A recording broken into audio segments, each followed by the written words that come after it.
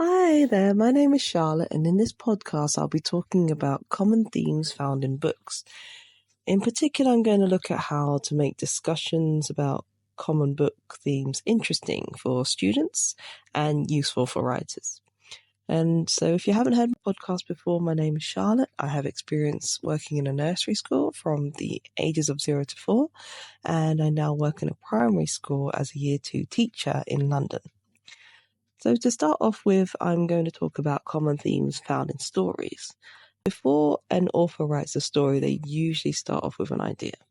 And then they build up on the idea with a main character, and they give them supporting characters who help them, bad person who has the opposite ideals to the main character, and they want to do something that would be detrimental to the main character.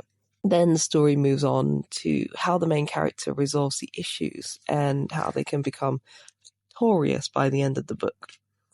And once the author has their main idea set out, then they can flesh it out with the themes that can go alongside the main theme.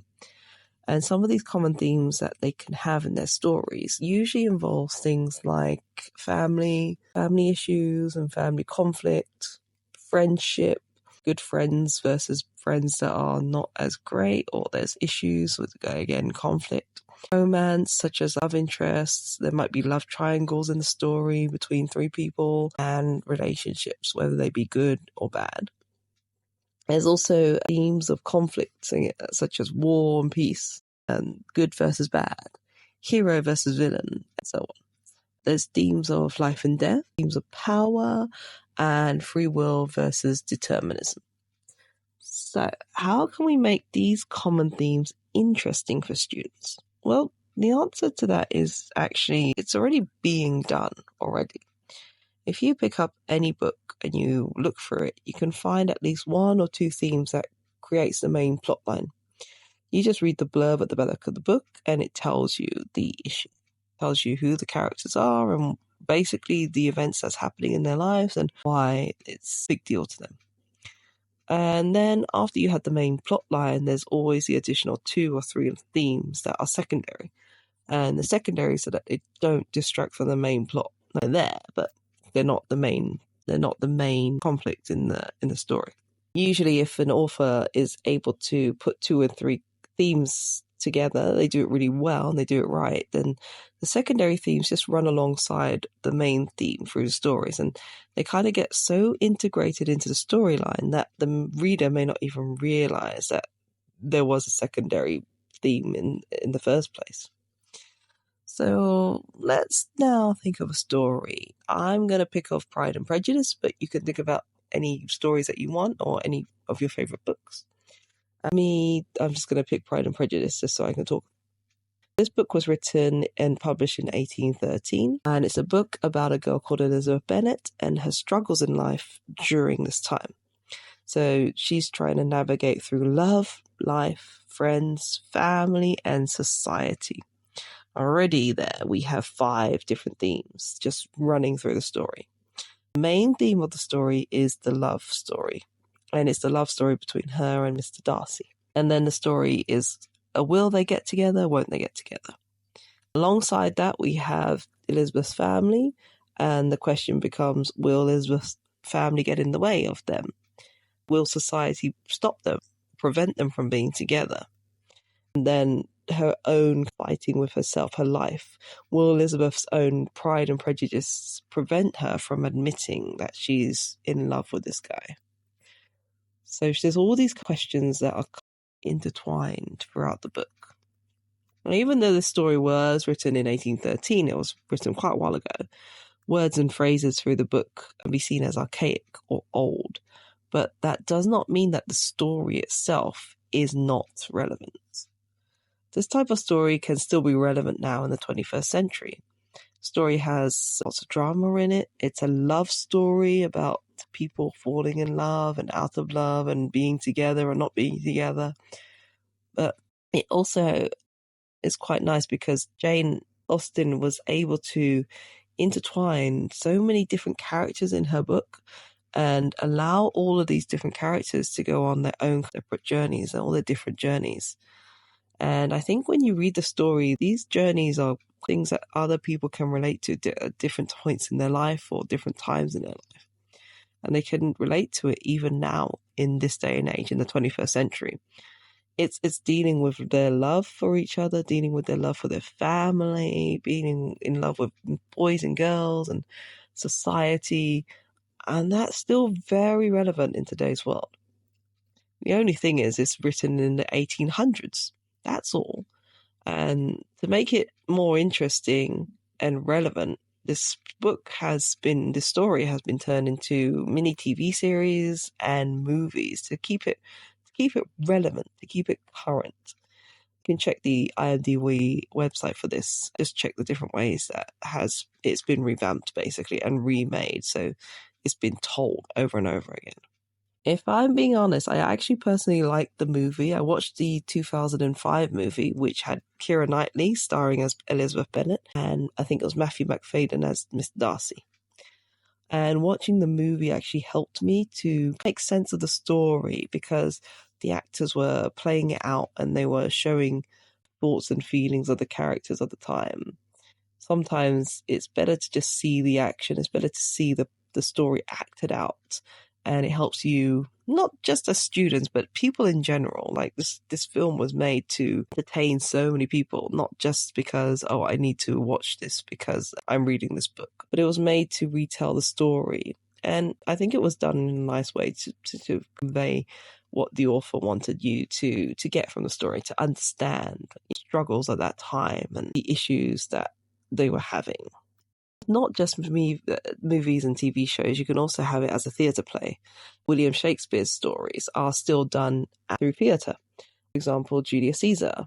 Granted, it may not have been on the movie screens, but it's been played out in theatre and it's being given a live performance that the actors can go through and convey the story to others. And it's still a story about betrayal, again, love in there, drama, there's fighting. And watching it is actually nicer to get to the grips of the story and to feel the emotion from the actors and to see their faces, to see their actions.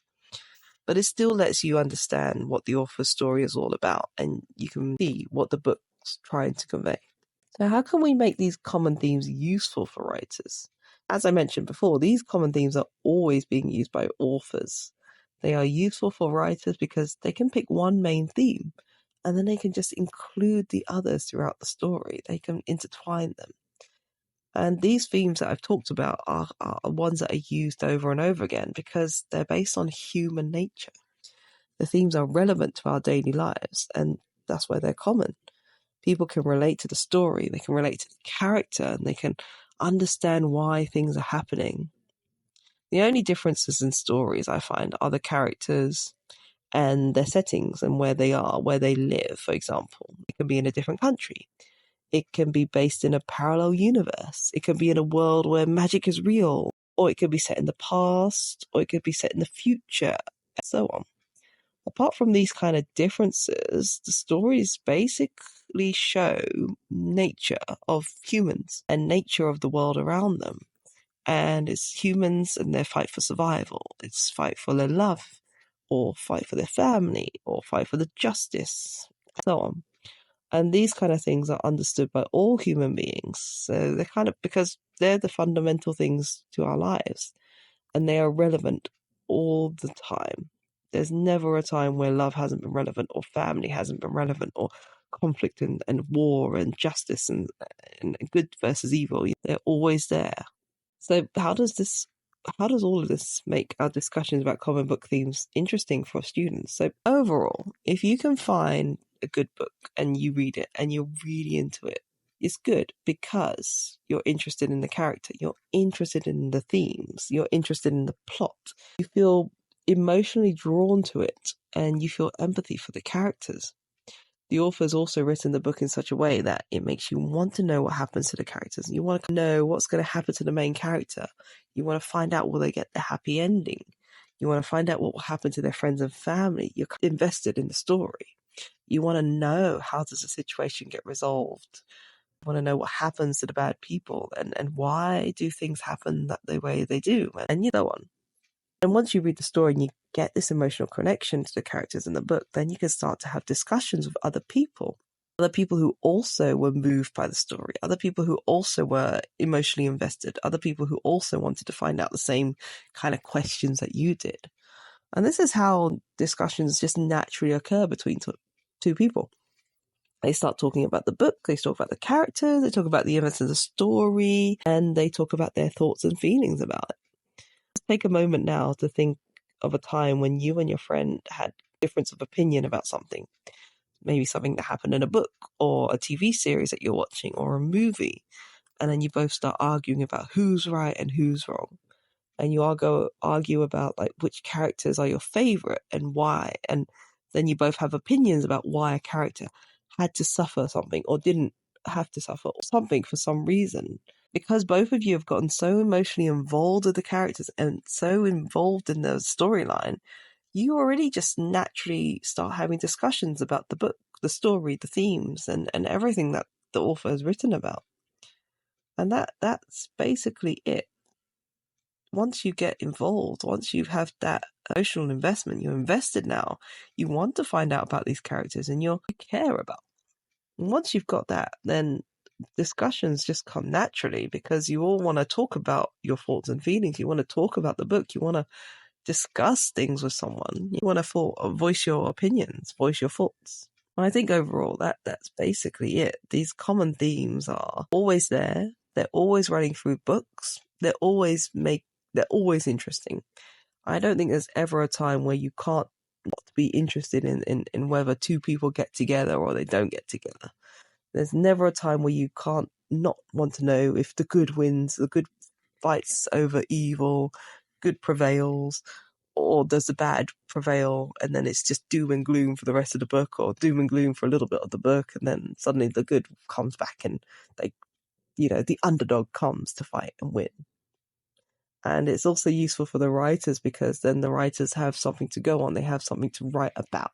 They have these themes that they can pick from and they can write really good books about characters. Well, that's it from me. I hope that you've enjoyed this podcast. If you have any comments about anything that I've said, or you got your thoughts and opinions, then leave them down below. More than happy to take on your comments and to read through. I'm going to be making some more podcasts soon, so thank you very much for listening. And until next time, bye.